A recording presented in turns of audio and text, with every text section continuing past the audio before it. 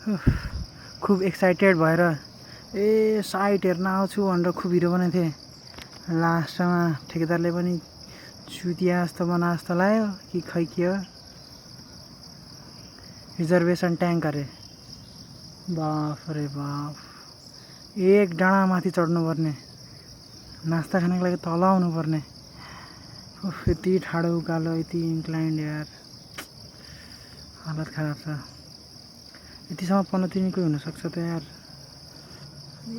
आस लगाएर आए साइट।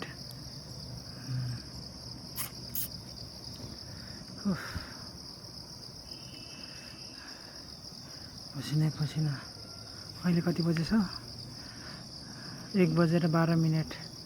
यस्तो घाममा डाँडा चढिरहेको छु फ्रीको मजदुरी गर्न।